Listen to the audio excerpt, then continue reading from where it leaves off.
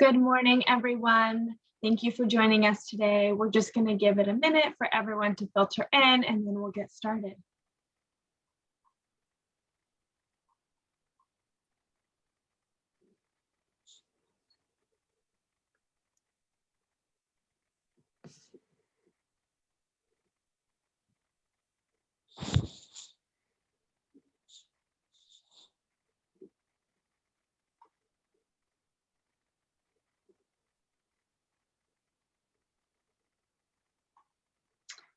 All right, we'll go ahead and get started.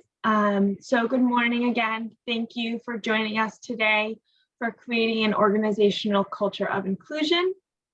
My name is Charlotte Hoff, and I am the Communications and Training Coordinator at MOVA. I'm just going to go over a few tech and logistics before passing it over to our presenters this morning. This is a Zoom webinar, so you cannot be seen or heard as audience members, but you can see the presenters, presentation, and ASL interpreters. There will be time at the end of the presentation for questions. If you have questions throughout the presentation, please use the Q&A box at the bottom, which you can find by clicking the bottom of the screen.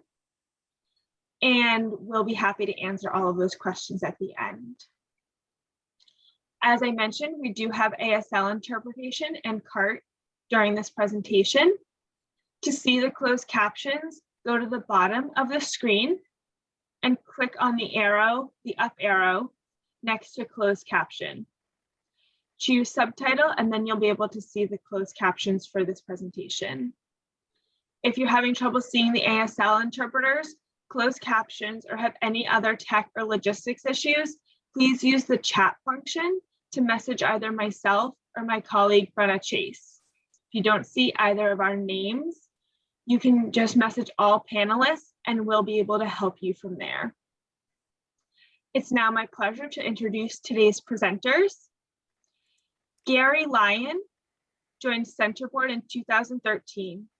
As Director of Youth Services and Special Initiatives, Gary is responsible for the overall operations of youth services at Centerboard with the support of his leadership team. Gary spearheads Centerboard's diversity, equity, and inclusion work, overseeing and implementing strategies to support continuous quality improvement for the organization. Kim Hopkins is the Director of Innovation and Planning for Centerboard and has been with Centerboard since 2009. She has more than 20 years of experience working with youth and families in a variety of settings, including residential programs, foster homes, special education day schools, public schools, and outpatient clinics. Thank you, Gary and Kim, for being with us this morning. I'll now turn it over to you guys. Well, thank you so much for having us. We are really happy and excited to be here and share our story. And it's important to know that it's not this beautiful package of a story, and it's not ended yet. We're on a journey together and with our organization, and we want to share with you our ups and downs. So, our journey into inclusion started about 11 years ago or so when our chief operating officer noticed that we were not holding people of color in leadership positions. And there were several things that had happened that she knew didn't feel right, but she wasn't quite sure what to do about it. So she brought in outside consultants to help us understand where we were falling short on our inclusive practices. And it turns out we were falling real short. So I joined the work about 10 years ago or so. And what we did was we did a series of introductory trainings of the visions tools, which we're going to share some of them with you today. We have permission to do that. And what we did was we split in racial affinity groups, and we met every month for the last 10, 11 years, really, to learn the visions tools, to apply the work to our own work with each other as colleagues, to our work with families and youth as well. And it's been quite a journey, and I call it a gift. It's been a real gift because I had diversity trainings before as a social worker. I've had several. I had a whole course on it, right? It was nothing like what we have done as an organization in the last decade or so.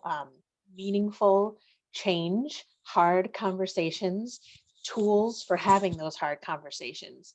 It's been quite great. We ended up going from having 18% of our leaders be people of color to today we're about 45%. So we still have some work to do, but we are trending in the right direction. Gary joined us. I'm going to let him speak about his experience, of course, but just to sort of say, he joined us about 7 years ago, and our consultant said, careful, don't just, it's great that this brilliant Black man showed up to join your team, and yet don't just think it's magical thinking if you think it's just going to all go well. Like, you've got to have intentional conversations about difference, and really intentionally create relationship and make contact and use the tools with one another, so to make sure that he's going to want to stick around. And so gratefully he has. So Gary, I'll turn it to you. Sure. Thank you. Thank you, Kim. It has been an awesome journey thus far with Centerboard, and being here within the organization for over 7 years. I'm actually going on 8 come this December. I think the journey coming in, again, I also have been aware of diversity, equity, inclusion. Parts of it I lived. However, and there was so many components of working with Centerboard and how we embrace diversity, equity, inclusion that was so different for me. It was so engaging. It had allowed me to strengthen my managerial capacity with working with others, being more collaborative, being more open. So, and we'll talk about, like Kim said, we'll talk about some of these tools in our presentation. And I want to say that it worked. It changed my life. It changed my career. In going in a much stronger direction. Diversity, equity, inclusion. I started at Centerboard with a bachelor's degree in business management, in the process of getting a certificate in nonprofit management from Suffolk. And now I have my doctorate in education that focuses on organizational leadership.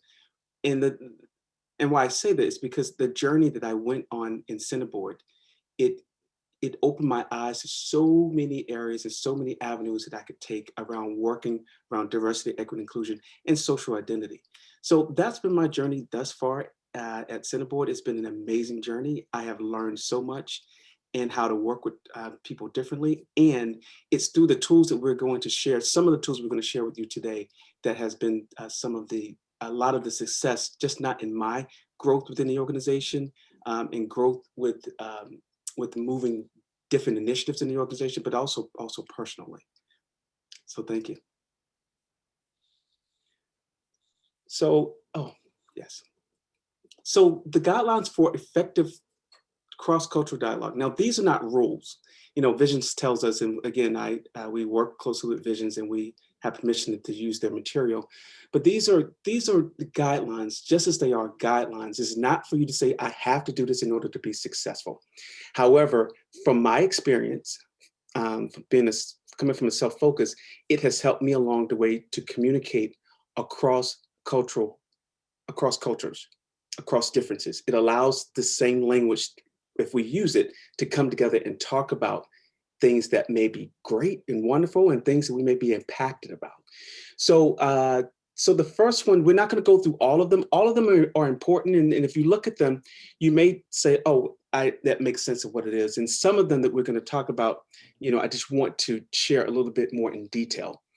So the first two I'm going to talk about, and Kim will talk about some as well, is try on. And that is basically what it says, try on. Trying something on, see if it fits with you. When you're in communication or you're in concert with someone and you are hearing things for the first time, seeing if it can fit with you as opposed to just dismissing it initially.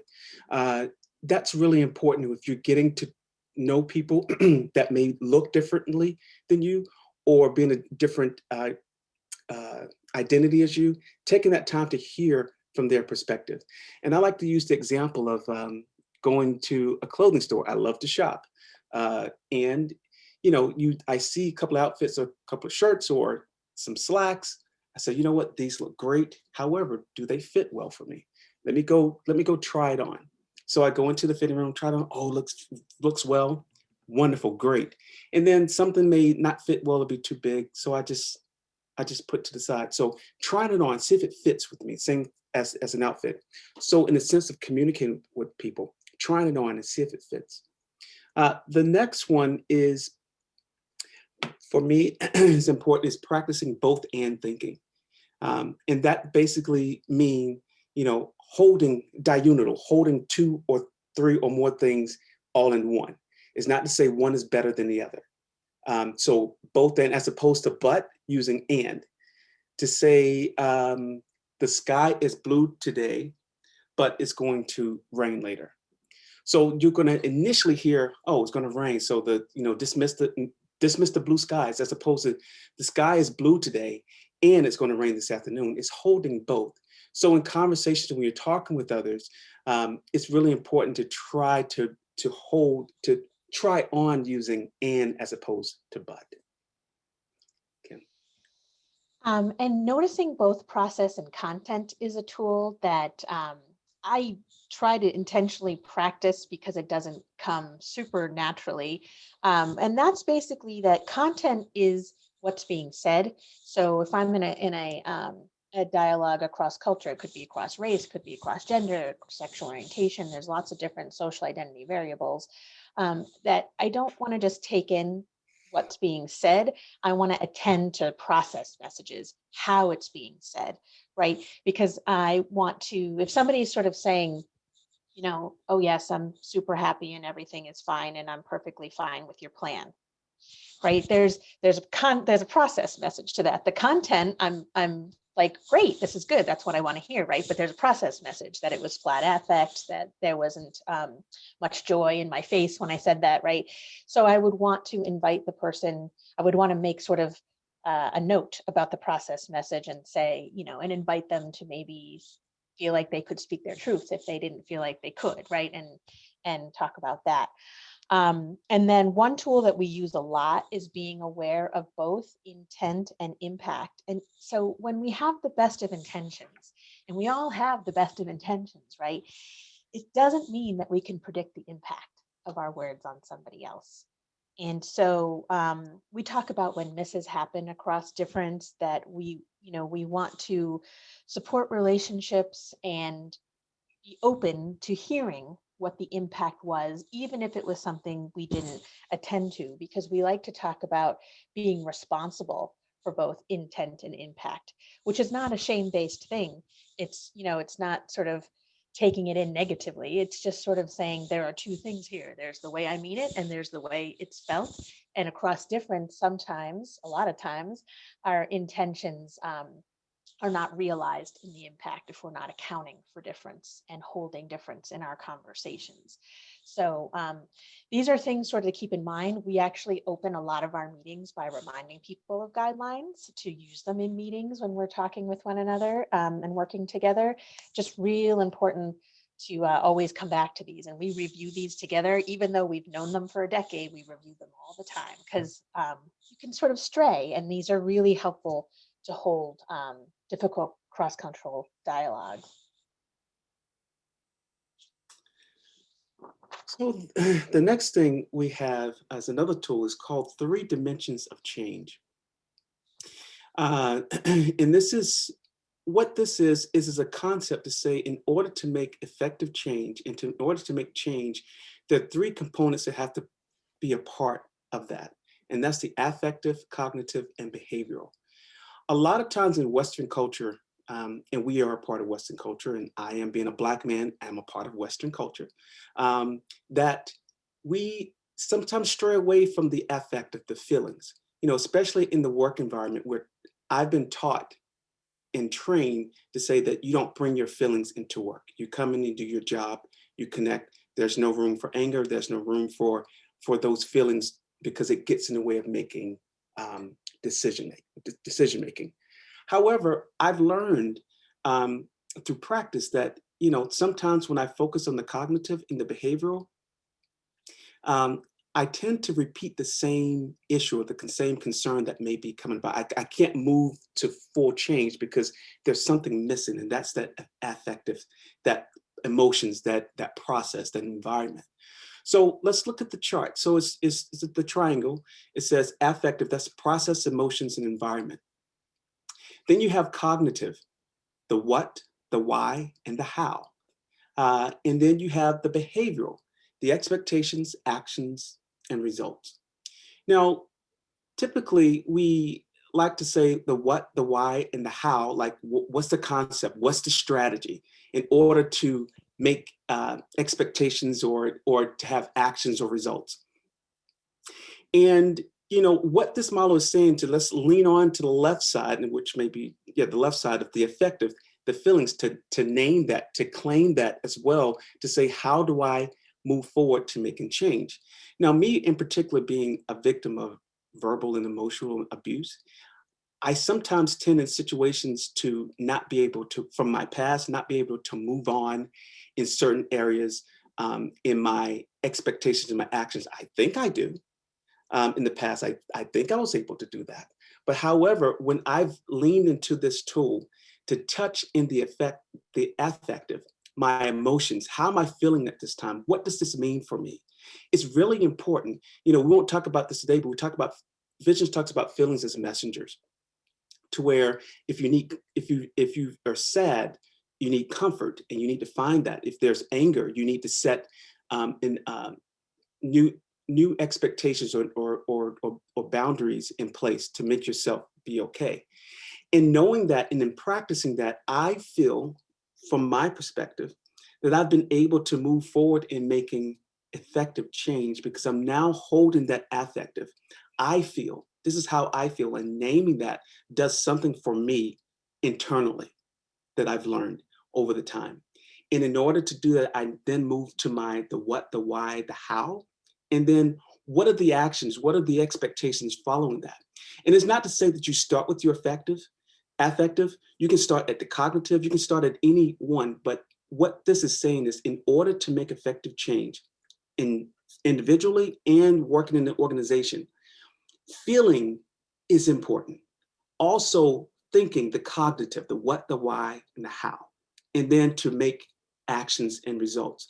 It will change, from my perspective, it will change how you go about making decisions, and that will lead more to effective change. And like I had mentioned, when we were starting our journey, we were saying, gee, something doesn't feel right. We're losing leaders of color left and right. And there are things that are happening that we're kind of going, gee, this, doesn't seem right, but we're not quite sure, And so then we had to examine the cognitive. What was driving those feelings? What were those feelings linked to? And it turns out that there's a lot of automatic thoughts that we have about each other that we're not even aware of. Maybe they were embedded in childhood, right? There's a lot of, and we're going to talk about implicit bias coming up, but there's a lot of automatic thoughts that it's like outside of our consciousness, right? That actually drives a lot of how we think and a lot of how we behave. And so looking at those and challenging some of those and realizing that there might be a better, more inclusive way to do things so that we can feel better about being together and working together. So holding all of these, and as opposed to in the workplace, we're often just looking at the behavioral and just addressing that, but not thinking about the whole picture. And particularly when we're delivering victim services, we definitely want to be thinking about the whole picture in terms of who we're working with to make sure that we're looking at things holistically.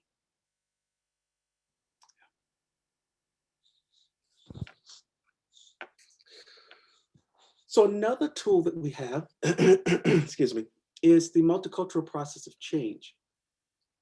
Now, this is a really big concept, and it's okay if you're like, what? If you have questions, I'm sure we'll definitely have room at the end for questions and comments. And I know for me personally, as I'm being self-focused, it's taken some time for me to grasp it, understand it, and I love this model.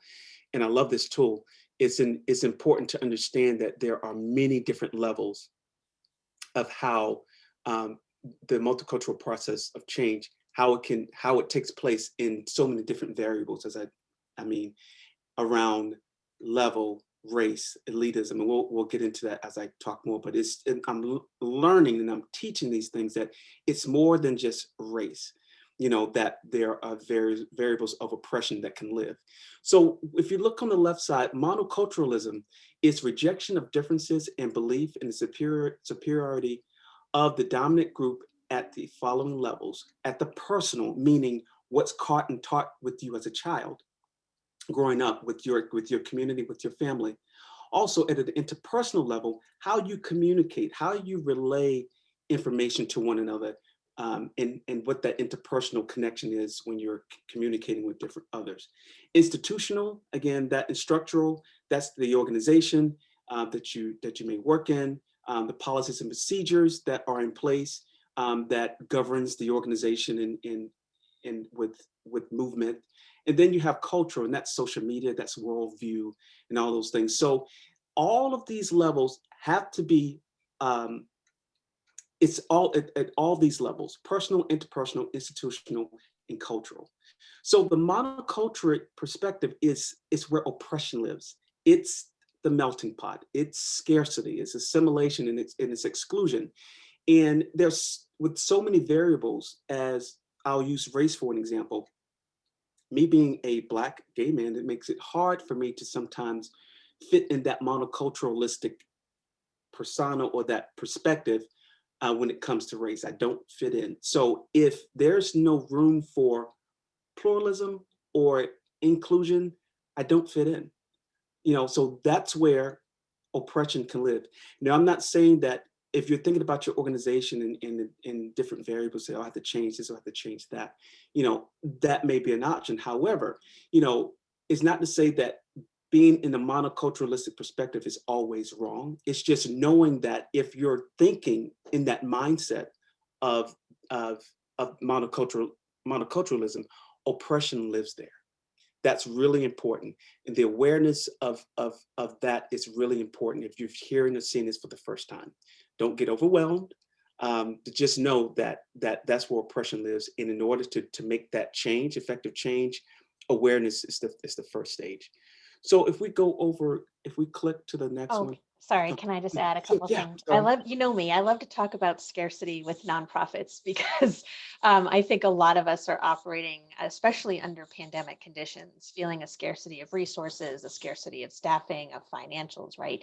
And so we know for us, again, as I mentioned, we're at 45% leadership people of color, but we're still predominantly white-led. And so when things get scary and we're feeling scarcity, I think that's when we're in danger of sort of coming back to what we know as white leaders, like that the monocultural view is typically a white perspective, right? And so that's where danger lives for us. So we try to be very conscious of when we're feeling driven by scarcity.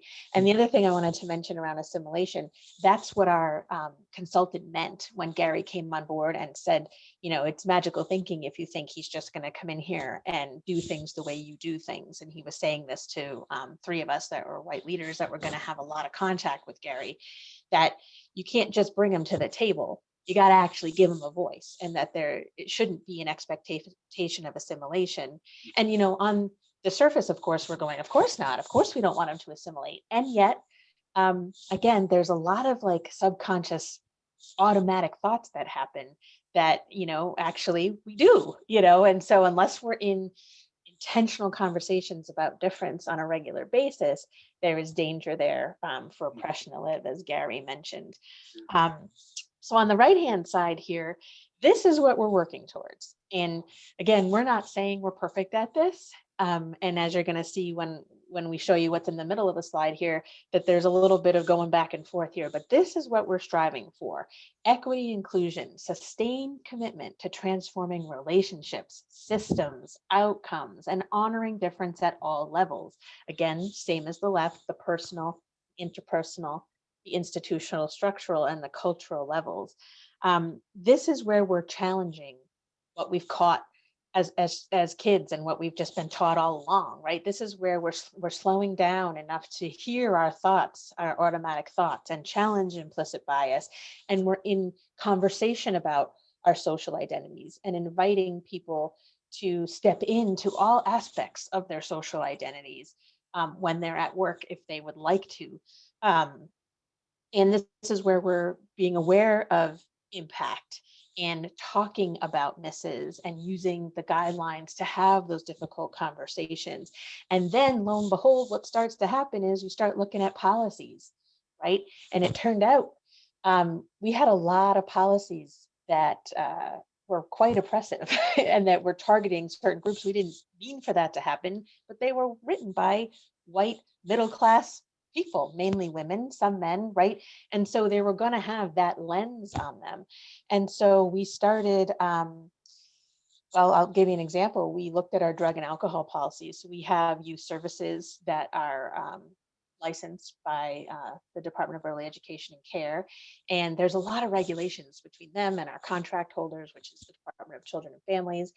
And so we had this drug and alcohol policy where, if there's any suspicion of alcohol or drugs, that, you submit to a urine test. And we had this one, we had more than one, but this was the one that changed our thinking. A young Black man who was an overnight staff, and kid said, oh, I think kid was upset with him and made an allegation that he had smoked some pot. This is, of course, before it was legal too, but of course we don't want anybody high on anything when they're coming to work. But anyway, so got to buy the policy, you got to submit to a urine test, right? A week later, another kid says the same thing about the same guy. Oh, sorry, you got to submit to a urine policy or a urine drug screen, right? And then so both came back negative. And external pressures said, well, he must be cheating it. And so he needs to be watched while he submits to a urine drug screen, as in like door cracked open, foot in the door kind of thing. And we were like, ew, no, we're not going to do that to somebody, right? And so it became this great conversation of like, well, wait a minute, like this does not feel good, and this wouldn't happen to me, I don't think, right? And this as a white woman, middle-aged, right? And who's to say that the way I unwind with a glass of wine, it leaves my blood system, in 8 hours. If he unwinds the way he unwinds, as long as he's not high at work and I'm not drunk at work, right? Like that's kind of where we wanted to go with like, hey, like, let's make sure we're all ready and able and in good physical space to do our work with kids. But the way we do that is not through urine drug screens. It's by making contact, right? You arrived for shift and your team makes contact with you and checks in with you. And it's not just about alcohol and drugs. It's about, this was of course pre-pandemic. Are you feeling okay? Are you tired, right? Did you have to take some over-the-counter cold medicine and that's messing with you? Like, are you ready to work, right? And so, first of all, it's far better measure of safety than urine drug screens. And it's far tighter and it feels better. And it's more, it doesn't just target certain groups, it's, for everyone. And so, people sort of freaked out that we were doing this. And I got to tell you, it's been years and we've not had any kids get mad at staff and make false accusations, right?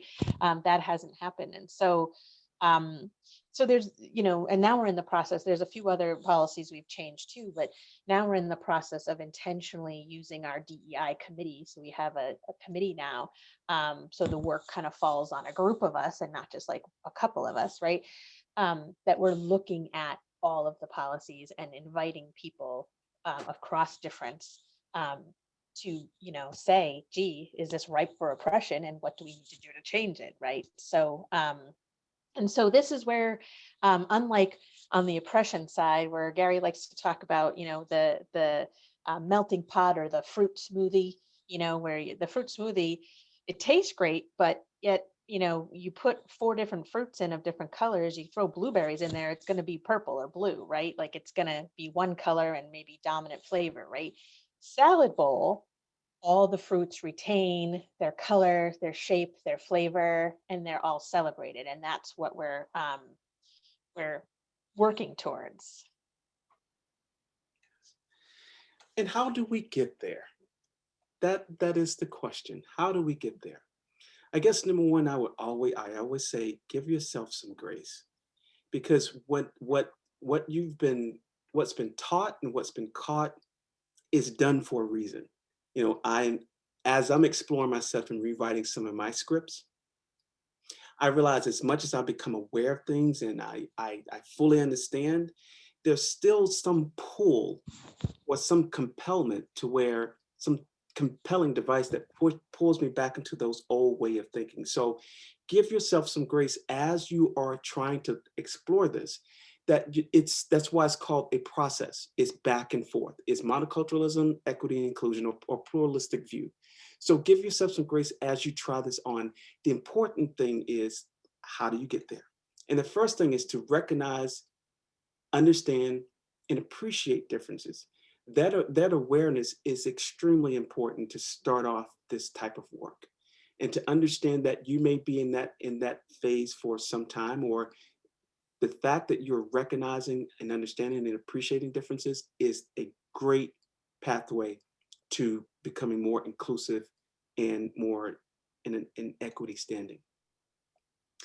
The next thing is to co-create fair and just access to resources. So as you're exploring that awareness and saying, well, how do I do this? Or how do I understand this? How do I put this all together? Finding the resources, going to training such as this, as we're focusing on victimization, and the core of it is understanding and embracing monoculturalism and equity inclusion, the differences, and how important it is to be more in a liberating standing. Is creating those resources, reading books, reading articles, having trainings come into your organization. Is really important to get into that stage of becoming more inclusive. The next thing is address impact of the transform power differential. Address impact of and transform power differentials. Understand what that looks like, being a level-wise power differentials, how that may get in the way, that may allow a monoculturalistic perspective, addressing that, naming that, and thinking differently. And then you move on to develop a liberatory consciousness, that freedom, that openness to say, hey, people are different. I need to embrace those differences, because that way there's less room for oppression to live if I'm becoming more inclusive, including people in a sense. Just like the example that Kim gave around institutional structure, which she talked about the change that happened within our organization of Centerboard, to where we went from more of a monoculturalistic perspective around policies and procedures to include people with differences in order to hold people. That's an example of going from monoculturalism to more of equity and inclusion. So we went through the phases of recognizing and appreciating differences, to co-create fair and just access to resources, to address impact and transform power differentials, and then to develop a liberatory consciousness, to equity and inclusion, to making those changes to where we're saying, we can hold people in their differences a lot better in this setting. That liberation, that salad or fruit bowl, that abundance, that pluralistic view. So as you look at this concept and this tool, it has allowed us as Centerboardians to have a conversation and understand at the personal, interpersonal, institutional, and cultural level where we can make change to be more equity and inclusive. And again, it's a process. That's why it goes back and forth against different variables. And we'll talk about historically included, historically excluded. As this chart we'll talk about later, but there's so many variables where oppression lives, that this concept allows us to put things maybe one at a time: racism, elitism, xenophobia, all those things, to say, where am I on the continuum of being monoculturalistic versus equity and inclusion? So that's inclusive to everyone. It's just not, if we talk about gender, my mindset, in my monoculturalistic mindset, I have to practice to be more inclusive when it comes to to that variable of gender to make sure that when I'm in concert with my colleagues that are mostly women, that I am more in an equity and inclusion mindset to be more inclusive. And again, I want to echo what Gary said, about, shame and blame was not part of this. And that's actually one of the guidelines, if we go back to the first slide, that we're not shaming ourselves or others, right? That we're trying to understand when we have misses, right? And so knowing what you as your organization can hold at this time, as far as difference, is really, really powerful.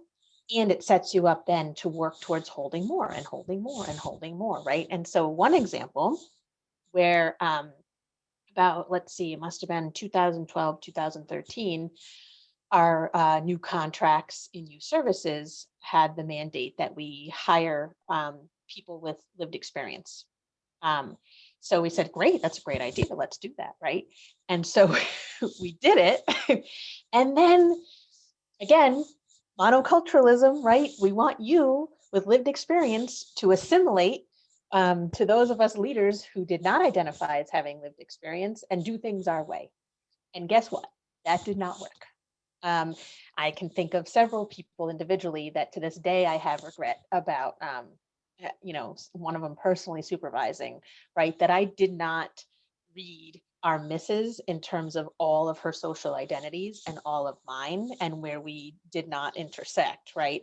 And so, what we like to say is that we learned that as an organization, we were not good at holding people with lived experience. And particularly though, providing victim services, survivor voices have got to be at the table, and they've got to be shaping services if you hope to be effective, right? So this was one area that we really wanted to intentionally get better at. And it started by us saying out loud to each other and then to external people, hey, we are not good at holding people with lived experience, and we're determined to get better at this and look at this. And I'm pleased to say that over the last 3 to 4 years, particularly in our partnership with MOVA, that we have made the inroads that we needed to make room, not just bring survivors and people with lived expertise, we like to say, to the table, but to give them a voice and to hear what they're saying and to let them shape, policies, procedures, programming, everything, because it is so incredibly valuable, but not easy to do, and a little magical thinking to think, okay, we'll just hire people, right? We'll intentionally try to hire them without shifting to a more of a fruit salad perspective. So huge learning for us. So before we go to this next section, I want to take a moment. We want to take a moment just to do a temperature check, because I know we've been given a lot of information. We can't see your beautiful faces. And we want to make sure that if we want to do a temperature check through the chat, how people are feeling. If you're open to sending us a quick chat to say, I'm good, interesting. We just wanted to do a temperature check before we move on. If we could take just a few minutes to do that, not a few minutes, but a minute or so to do that.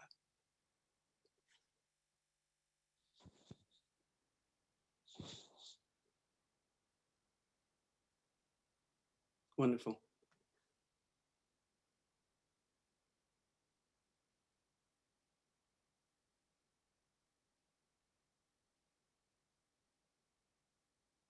I know we're throwing a lot at you this morning and sort of just touching base on things that you could talk hours and hours and hours about each slide, but just to sort of give an overview.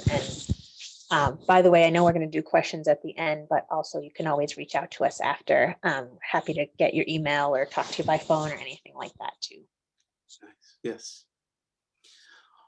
Okay, so we'll move on to this next chart. So this is a US driven chart. So as you look at this was really grounding for me, especially being a Black gay man, to see where I fit in. So this working conceptualization of historically excluded and historically included chart was created by Visions, and through research they talked about the types of oppressions, the variables, the non-target groups, and target groups. Now, this chart, I will preface to say that, of course, you may look at this chart and say, well, where's this? I don't see this type of oppression or this variable in here. This is an ongoing growing chart, and and you can always include things as you're looking at it if you're going to use this type of guide to understand your organization or what may have you. So it's not a one and done type of format of chart. It's open to growing. I've been working with this chart for 7 years, and I've seen it grown since then. So it's through research and study. So if you look at the types of oppression: racism, classism, elitism, sexism, cissexism, transphobia, heterosexism. If you look at this chart, to take a moment to study it, you look at the types of oppression and you look at the variable. So for instance, race is probably the toughest one, the hottest one in our society currently, and that's why it's at the top. So racism, the variable is race, color, and ethnicity. The non-target group is white, and as it pertains to race. The target groups are people of color, African, Asian, Native, Latino, or Latinx Americans. So this is how society. This chart is based on how society sees you, not how you picture yourself, but how society sees you. So we as Western culture, we categorize. So another one I will pull out is heterosexism. So sexual orientation. Non-target groups are heterosexuals. Target group is gay, lesbian, bisexual, pansexual, asexual, queer, and questioning.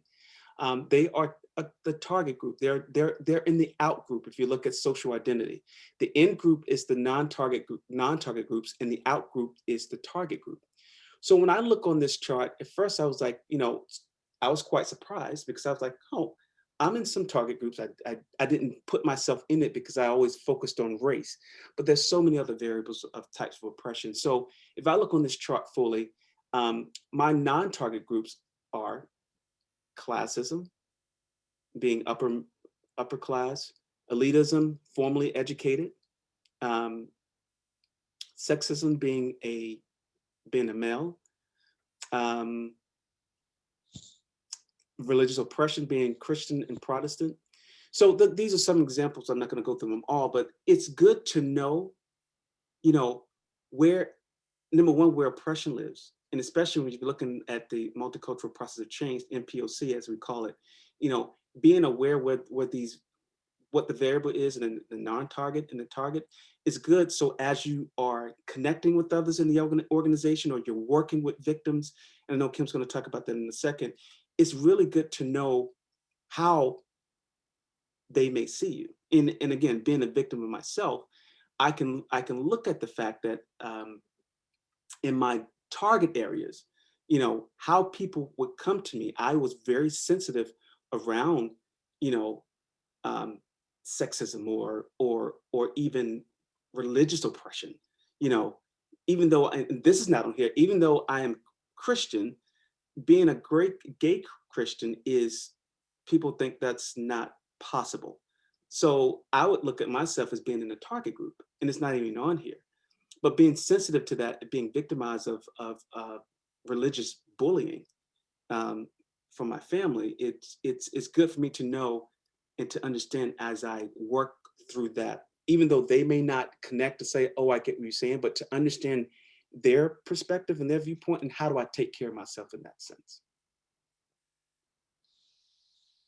One activity we did when we first started working with our external consultant was to take a look at this chart and claim our identities, both current and past, right? And so on ageism, in the past, I was a child, right? So in the past, I was in the target group, and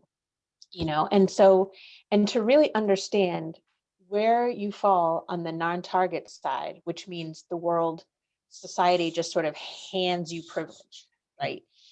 Versus where you fall on the target side, where society takes it away, right?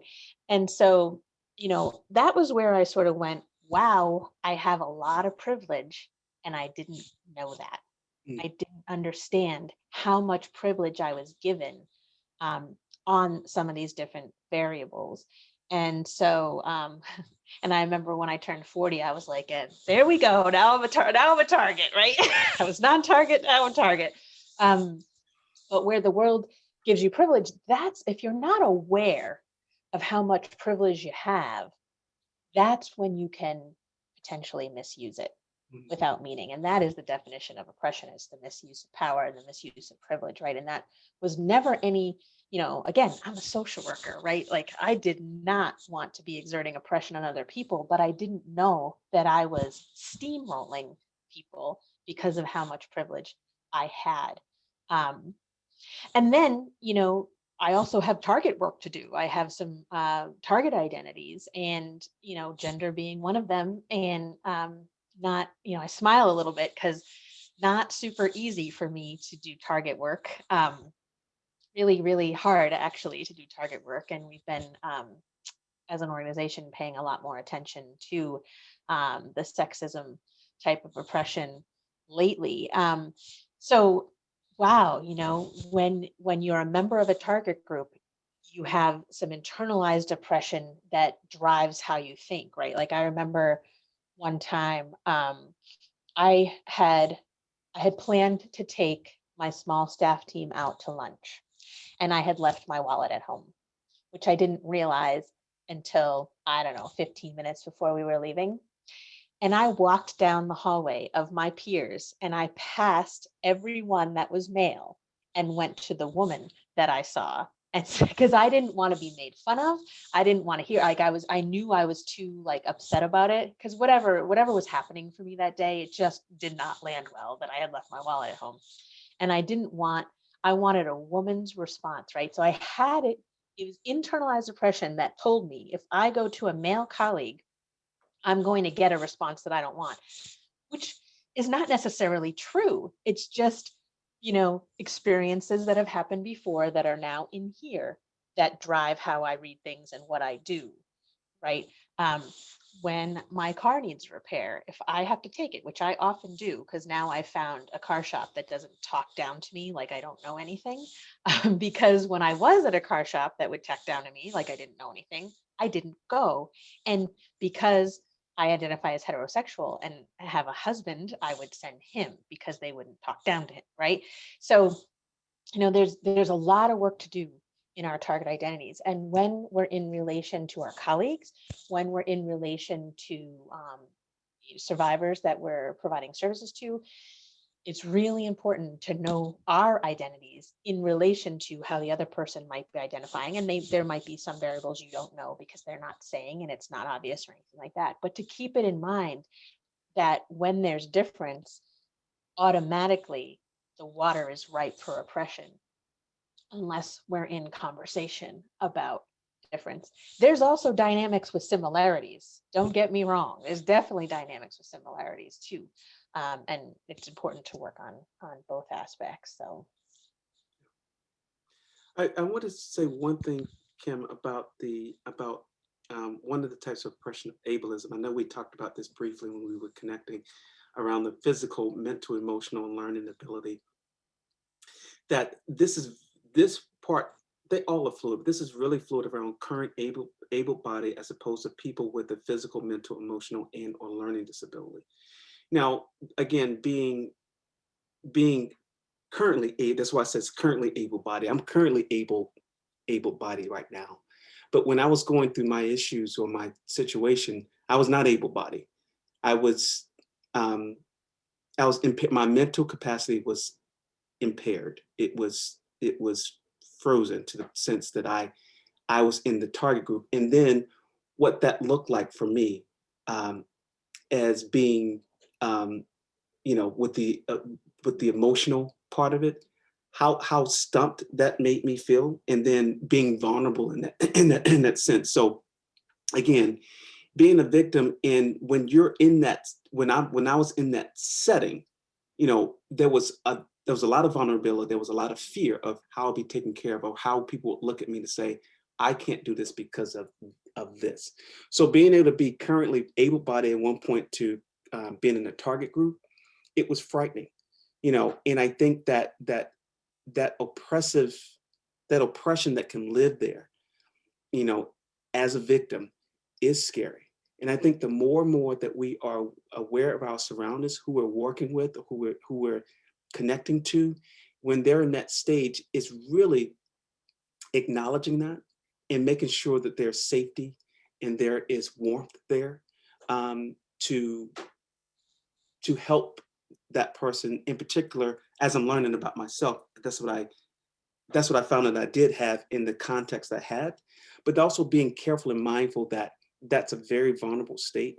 And the more and more that we know that with the people that we're working with, the better. When we're working with victims, it can be a lot more helpful and a lot more inclusive when we're acknowledging that. And it occurred to me that I didn't give like an explicit example about how I said like be in conversation about social identities. So to give you an example, when Gary joined our organization and I was coached to be in conversation about our differences and similarities, it literally sounded like this.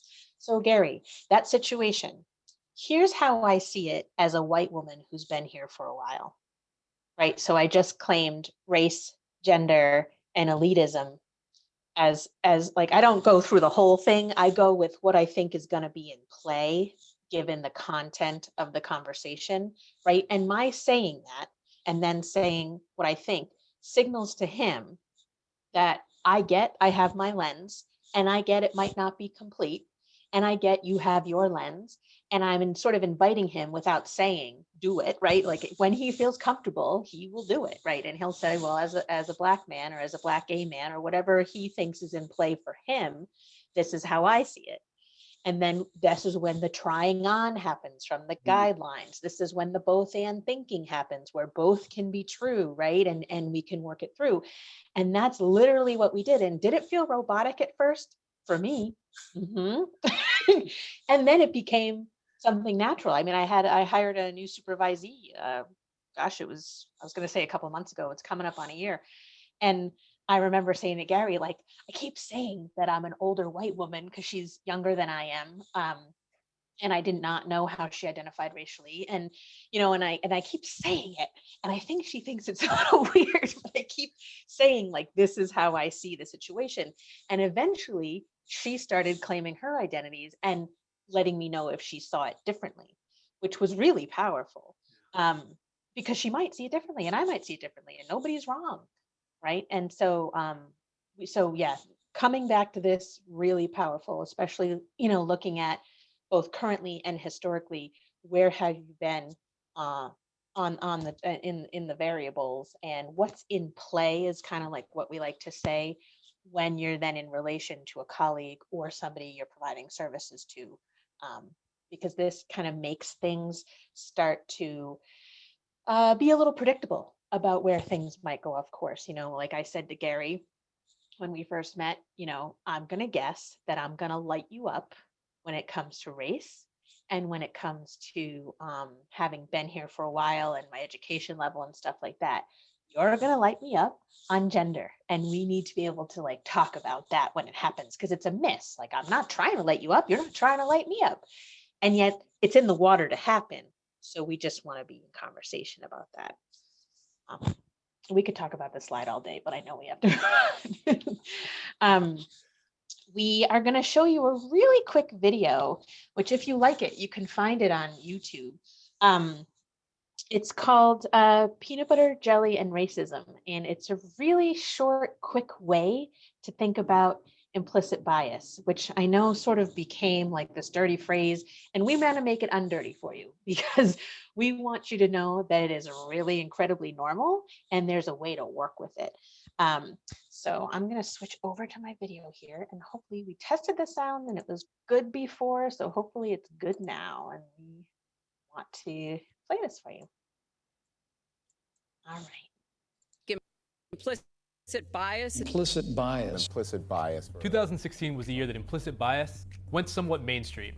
Yeah, so when Hillary Clinton mentioned implicit bias in the debates, our phones started blowing up, all our friends started emailing us about it. But what is implicit bias? Implicit biases are basically thought processes that happen without you even knowing it. Little mental shortcuts that hold judgments you might not agree with. And sometimes those shortcuts are based on race. First, some clarity. Saying someone has an implicit bias is different from calling someone a racist. The word racist is a highly loaded term, right, here in American society. A lot of times, when people are using it, they're thinking of the kind of old-fashioned Ku Klux Klan style racist. But implicit bias isn't anywhere near that, explicit. Implicit bias is something that comes out of ordinary mental functioning, out of how the mind normally works. We've all grown up in a culture with media images, news images, conversations we heard at home, our education. Think of that as a fog we've been breathing our whole life. We'd never even realized it, what we were taking in.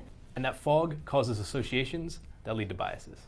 I somehow know that if you say peanut butter, I'm going to say jelly. That's an association that's been ingrained in me because throughout my life, peanut butter and jelly are together.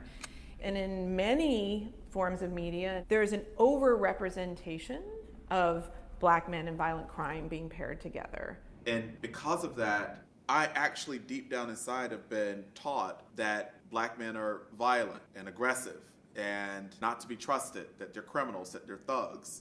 With all those associations, I'm not trying to let us off the hook, but in some ways, none of us stood a chance. Starting today, we'll post a video a day dealing with one challenge of understanding implicit bias and its relationship to race and exploring ways we might combat the problem. One more thing, if you're seeing this and thinking that it doesn't apply to you, well, you might be falling prey to the blind spot bias. That's the scientific name for a mental bias that allows you to see biases in others, but not in yourself. We're biased.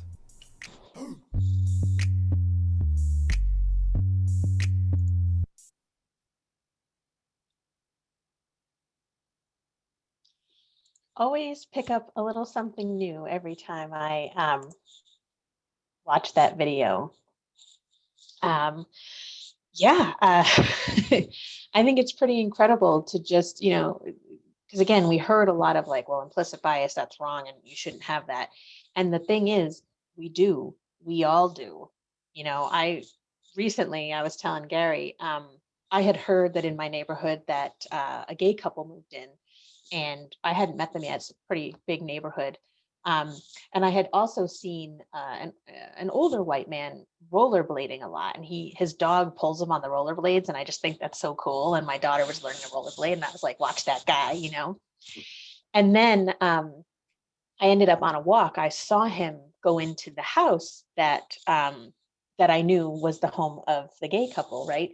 And I was like, and I noticed in myself this shift now, mind you, I've never had a conversation with him except to say like, hello, nice weather today. Oh, that's really cool that you rollerblade like that, right? Nothing beyond that. I don't know him, but I saw in my head, there was a shift that happened of who I thought he was and who I decided he was versus who he is. I learned a little bit about who he is. I still don't know a lot, right? But like, I had already made up my mind about him, which I didn't even think I had thought about him at all, right? And so, just really, really interesting stuff. And I know, Gary, you have a lot to say about this too. Yeah, in particular, looking at how the Black man talked about, he was taught to be afraid of Black people walking down the street. When I first saw this video and I was becoming more connected with diversity, equity, inclusion on a totally different level. When I saw this, like, I'm Black and I can have a bias. Because I always associated with bias as racism. So I realized I started to dig even deeper. And we have an affinity group in our organization that I facilitate. So I even showed them the video and say, what's your implicit bias? And they're like, what? We have implicit bias too, because we breathe the same fog that everyone else is breathing in this Western cultural society. And I could resonate when the Black man was saying, when he looks at danger as Black men walking down the street, just like white people may cross the street, I may cross the street as well. I don't do that now, but just being aware of that, like the other lady said, we didn't have a chance, because what society teaches us, what the worldview or the cultural aspect of our country teaches us certain things that sometimes we don't have a chance because it's embedded in us at birth through the shows we watch daily, through the news that's being broadcasted on a daily basis, news sometimes 24/7. It's teaching us what to be afraid of, what to fear, and what to like or dislike. So being more in tune to that fog as a Black man, at first it felt weird for me. It's like, I have an implicit bias. What does that look like? And then when I took the time to think about it, it was like, whoa, I have a lot, you know?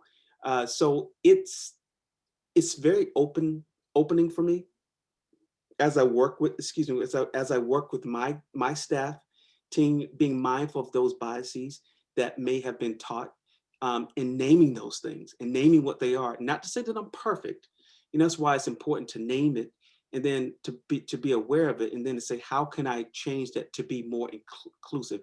It's all about being inclusive, you know. And I think the more and more that we become aware, and then put those steps in place to have that pluralistic mind, it will be more inclusive to everyone. And I will still say that takes time.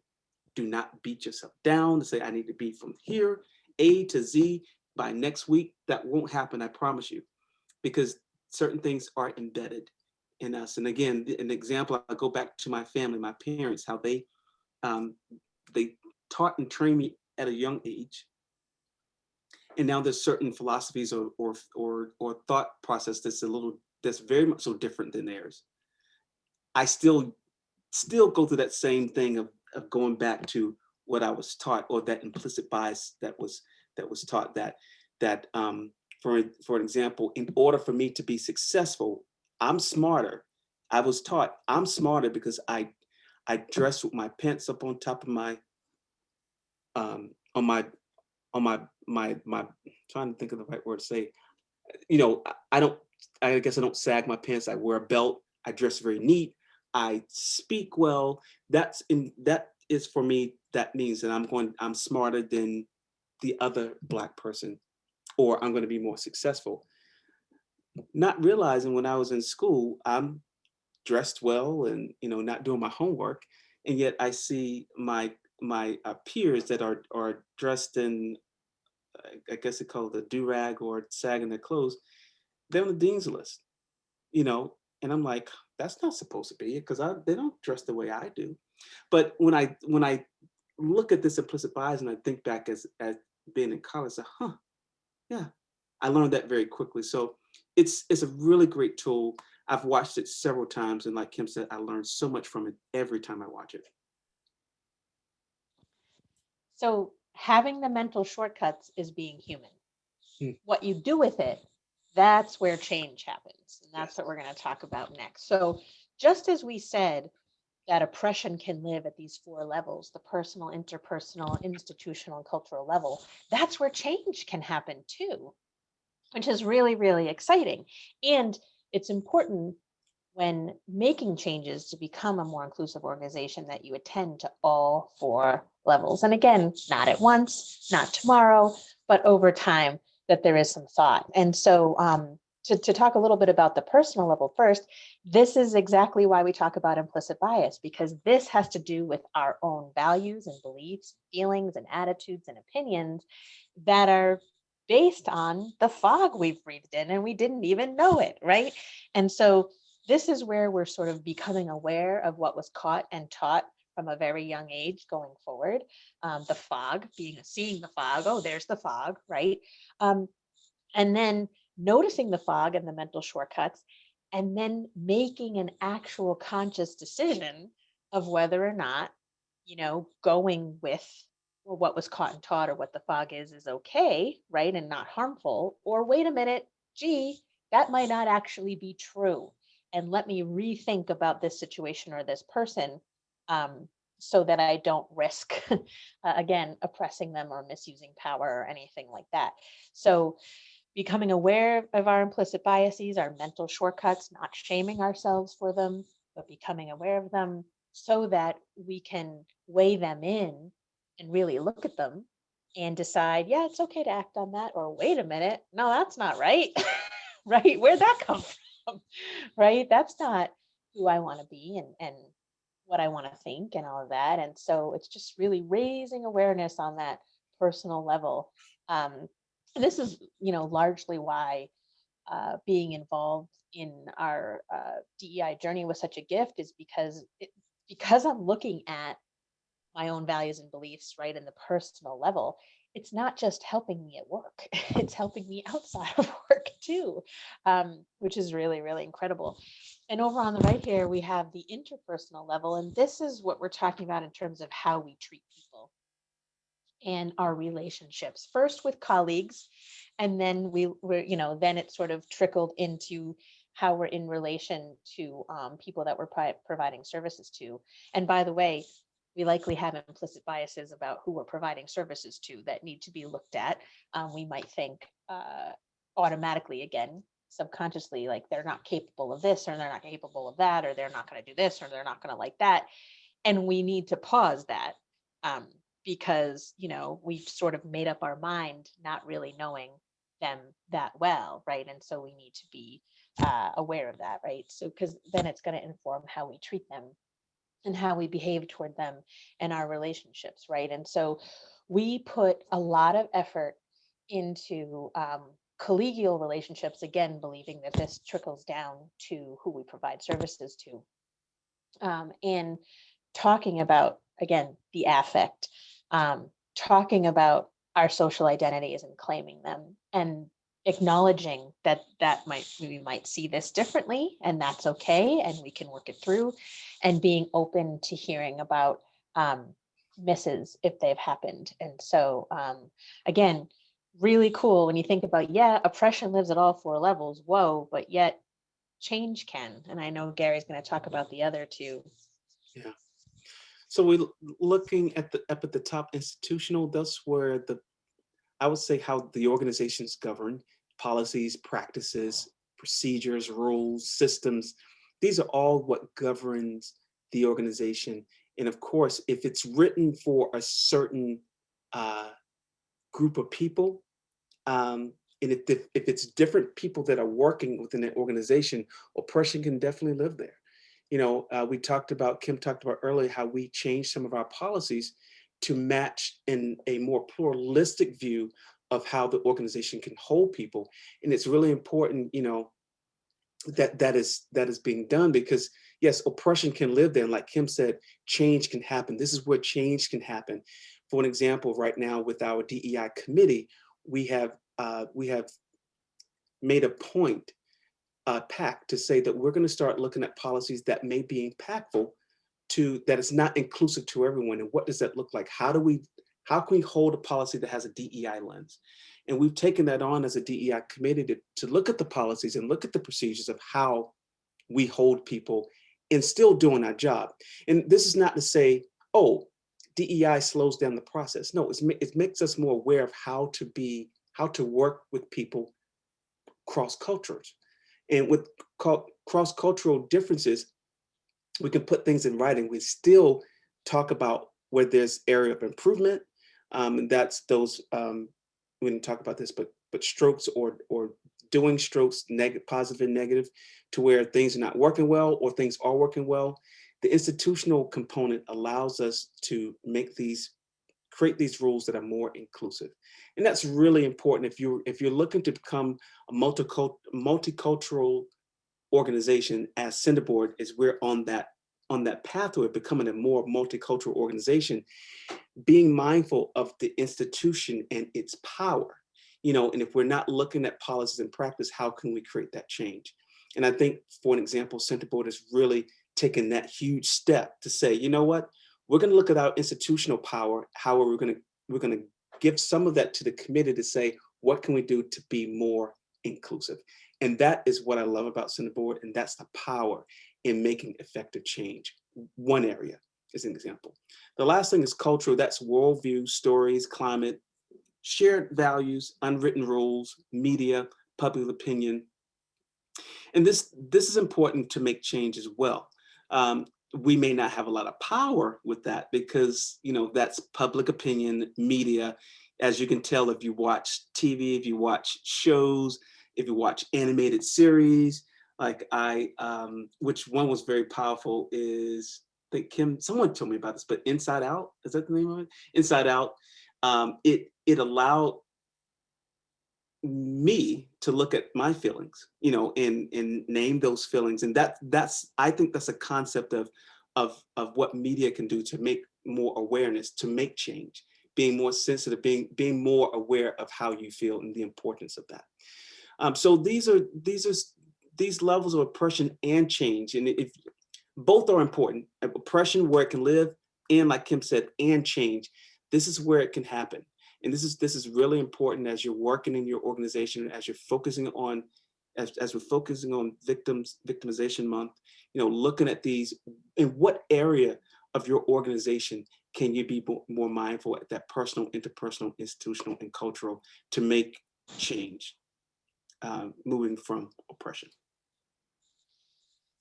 I'm ad-libbing here a little bit, but I just am so struck by, we focused a lot on the personal and interpersonal, and we're really doing a lot on the institutional level now. And it's scary. It's not scary internally so much.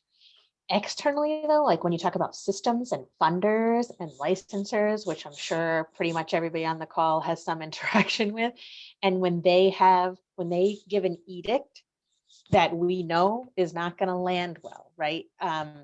Because it's from a monoculturalistic viewpoint, and then having to turn to them and have a conversation about it, man, is that scary.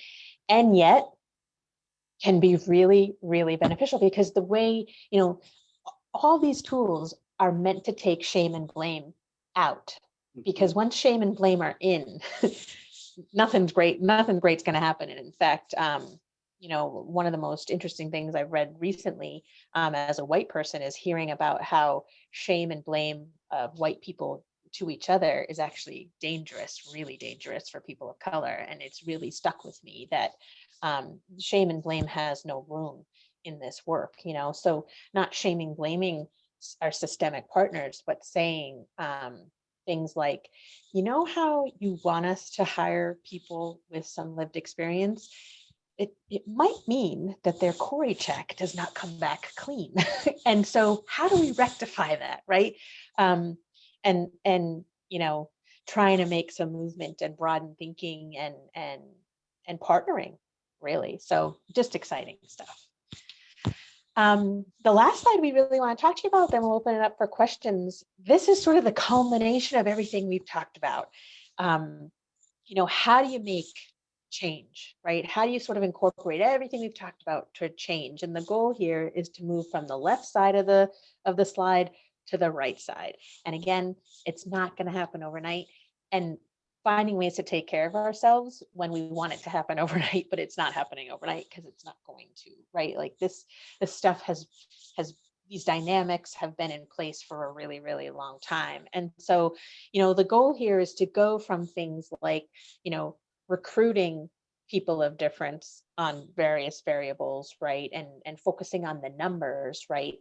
To giving them a voice at the table and letting people with differences shape programming and practice, right? And retaining them, right? Holding difference so people can feel like they can come to work and not have to hide aspects of themselves, right? That you can hold difference and retain people, and relationships are primary. And again, all this work with your colleagues is then going to start to have, people who are providing direct services imitate some of the same things. So it starting on the collegial level definitely positively impacts the service provision level, right? And then, moving from things like, benchmarks and quantitative goals and things like that to qualitative measures of success, making contact, which is something we talk about a lot. Another policy that we through contact realized we were moving toward, this is a number of years ago, we were moving toward furiously a dress code policy, because we had gotten feedback from external systems that they could not tell our staff from our kids, and that I won't go into the details. It was a little bit more explicit than that, in a really negative way. And so we were moving towards this dress code. We were going to implement the dress code of how staff had to, right? And then it was like, wait a minute, let's make contact with the people this is actually going to affect. It's not going to affect me. I don't work in the programs, right? And a dress code is going to target different pockets of people. It's going to target mainly women, a little bit men, but mainly women, right? It's going to target, women of certain body types. It's going to there are it does single people out. Youth, right? Like younger staff as opposed to older staff. So we were like, wait a second. Let's not do that. Let's not have that be our response to this. What is a way we can appease our funders and our licensors with their concern, in a way that's not oppressive, right? And so we made contact with the very staff that this would impact, and we started this again a long time ago, making IDs, and then we problem solved, because originally they came on lanyards, and then some people still weren't wearing them, so we made contact and said, what's hard about wearing them? Oh, it itches my neck, or oh, sometimes I forget it, or oh, right. So then we made clips and we had extra, and right. So we just problem solved things, and now we don't have an issue with it, So it went from this punitive dress code, right, to wait a minute, we could solve this another way, and let's crowdsource ideas and get multiple perspectives on this. And going from diversity as being sort of this initiative that is owned by a particular role or department or a team, right, to ownership of the process across the organization. And this is where we have finally been living in the last 2 years or so. And it keeps strengthening, because there's still some strengthening we need to do with it. But, in implementing a DEI committee and giving them voice, right? So talking about what are the ways that our organization is not inclusive, and not just policy wise, but there's, other ways too. And, what can we do to change it, and making it so that people feel safe to raise concerns, and having intentional conversations about how there's mixed level in that room. There's mixed education, there's mixed all kinds of things, difference in that room that might make it that some people might feel like they can't speak their truth. And so doing some work together to build trust, so that there isn't a risk for people to speak their truth, and using technology and other things in case people feel like at this point it's too risky, so they want to talk about it kind of anonymously or offline or whatnot. And obviously working towards, hopefully people can stay in conversation with each other. But so again, not just giving people a seat at the table, giving them voice, and really seeing difference as enhancing your organization and your programming envelope and what you're able to do, as opposed to being, again, I'm talking from a white leader's perspective, afraid of difference, and because it's not how I see things, right? And really realizing there's nothing to be afraid of. There's a lot to gain, in fact. And then your service beneficiaries will also have great impacts too, as far as your relationships with them and the services you're able to deliver, because we know the best services happen in the context of a solid relationship. And when differences exist and they're not acknowledged, and in fact we're ripe for oppression, service provider relationship to a service taker relationship is ripe for oppression. And how do we not have that happen and stand in the way of relationship, so that people can more fully take advantage of the great services that we're all offering? So how do we do for time? Oh, just a couple minutes over what we shot for, but not bad at all. So we're happy to take questions. What are people thinking about? What are you guys wondering about? And use the Q&A to do that. That would be great. So we do have a couple questions so far. If anyone else has other questions, please feel free to use the Q&A. So there's two that sort of go hand in hand. One is, can you share the visions information so we can see if it might work with us? And the other one is, can we access the tools? So we are sharing the slides that Gary and Kim presented today. I don't know if there's other resources that you can share with them, or if that's sort of like, I think. Sure. Before. Yeah. I didn't put the Visions website up here, but Visions is actually an acronym. So it's Visions Inc. And if you Google them, you will find information about them. What I did put up here for our website is taking you directly to a page where we help organizations by taking the Visions tools and then implementing them and practicing them and getting feedback on them. So Visions is great with their research and sharing their tools. The application part is not something they do so much. And so we kind of saw this in our own journey, and it's something that we really like to help nonprofits in particular with actually trying the tools on, practicing them, coming back and saying how it went, getting feedback and going back again to just not make it a 10-year experience for other people. Because although we love our journey, we, don't think we sort of saw ways that it might not have had to take so long. So, so that's what I would say. Gary, would you add anything to that, or? Yeah, I think, I do think that the guiding organizational change, it does allow that practicality in that pace to where once you're done, you can journey on your own. And that's something that we would like to do, and that we are doing. I know that, with that being said, me being a visions consultant myself, I realize that there are certain areas that that Centerboard may take a different stance, because we have that lived experience and that knowledge of nonprofit work, that those potholes you may stumble upon, we have that filler to kind of help you, because we've been through that process. Okay, great. And I think you both also said that it's fine for people to reach out to you. So I think if people have questions beyond what's in the slides, they can always reach out. Mm-hmm. And then the other question that we have so far is, I'm curious as to how it looked in practice over the years to get there and go through this process. So I think that's a big question. Maybe one or both of you can briefly answer that about your journey.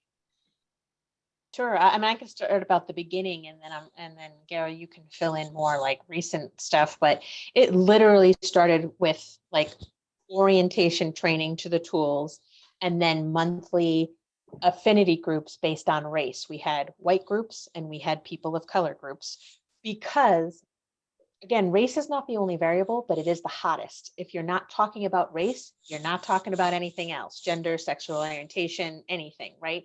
So we divided to increase the chances that people would speak their truth on the race variable. And in fact, that is actually what we did find. And so we met in groups, worked the tools, talked a lot about things that were happening in real time and, amongst our colleagues or how we were providing services, and got feedback for how to go at it in a more inclusive way. And that was our cadence for a long time. Then we started putting the groups together for some cross-race work and other cross-difference work.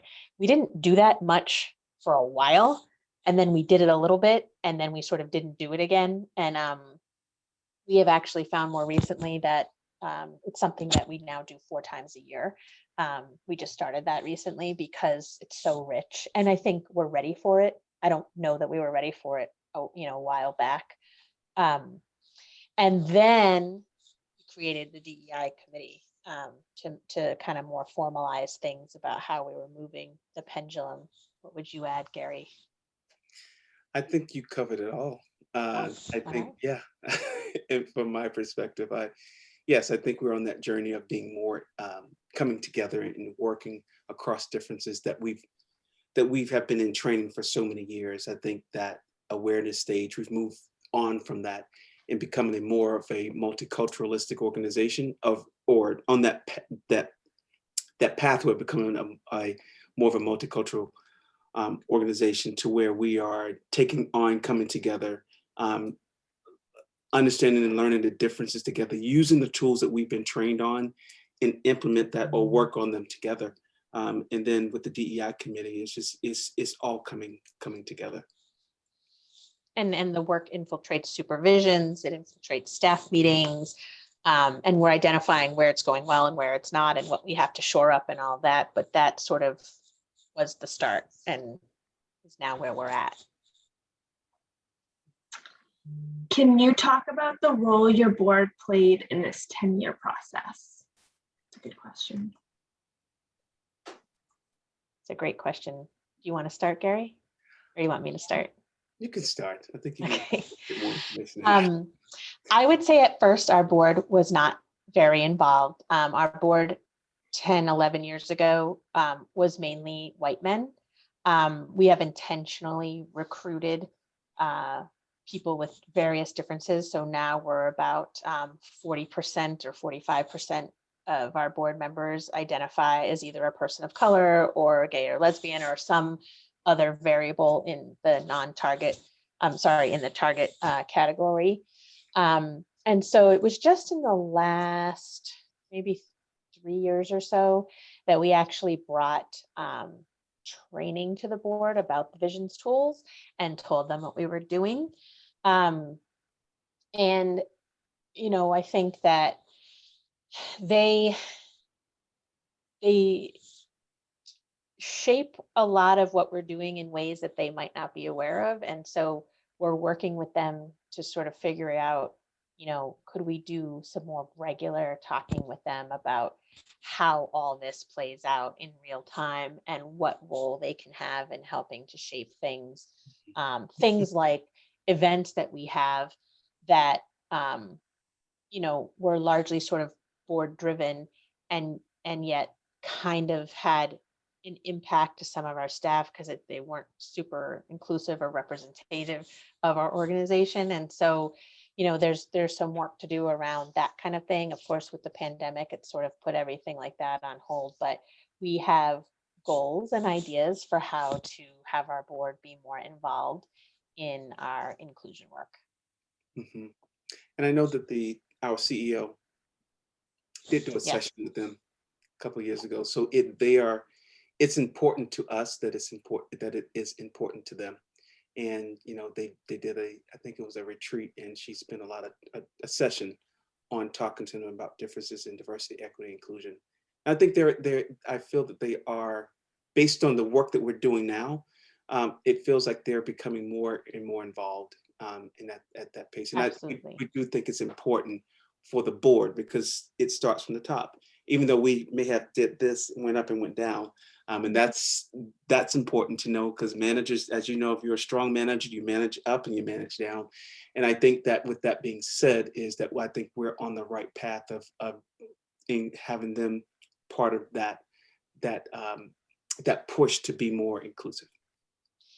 Yeah, and while we started with CEO and COO being at the center of all this work, we sort of did it from there down, and now we're going back up to the board. I'm not saying that's the right thing to do or would fit every organization, but that sort of fit our dynamic. Is there one thing you recommend to help me being conscious of checking my own implicit bias? I would say with implicit bias is what it is. And, you know, part of my research, my doctoral research around implicit and explicit. Implicit it can be at a place where you don't know what you don't know. I think being aware of your surroundings and making a comfortable setting that people can give you validation or feedback is a good way to hear that and to name that. Because even in my own implicit bias, you know, I think, I won't go into detail, but I said something to Kim, she said, well, this means that. It's like, oh, no, I wasn't thinking about that, but that could have been an impact to her. But what I didn't know. I didn't know a certain phrase or certain term was negatively as opposed to gender. So that was, I didn't know, but once I became aware of that, because of our relationship, because we use those tools across cultural dialogue, we're able to talk about these things and we're able to say, oh, there's an impact there for me to learn. Then it becomes explicit. Now, when it becomes explicit, you can really do something with it then, because you know. So you can help make that change, you know, not say you're going to do it perfectly, but you're going to be more aware of it. So I would say changing from implicit to explicit, that comes to the surroundings and the connection that you have with people and embracing differences. I would Well, agree. thank you both. That's all the time we have, and that was the last of our questions, but I did want to say thank you both so much. We got a lot of feedback in the chat about how helpful the information and resources that you all provided today were. And so again, we will be sharing the slides with you all, and there is a feedback form that we'll share as well. And we'll also share Gary and Kim's contact information in case you all have further questions. And then Brenna just put in the chat the link to the feedback form, which again, I'll share in the follow-up email. And we have some other upcoming trainings to finish off Victim Rights Month over the next couple of weeks, if you're interested in joining us for those. But I think other than that, we're out of time. So again, thank you both so much. And thank you everyone for attending today. All right. Thank you. Thank you. Happy to be here. Thanks.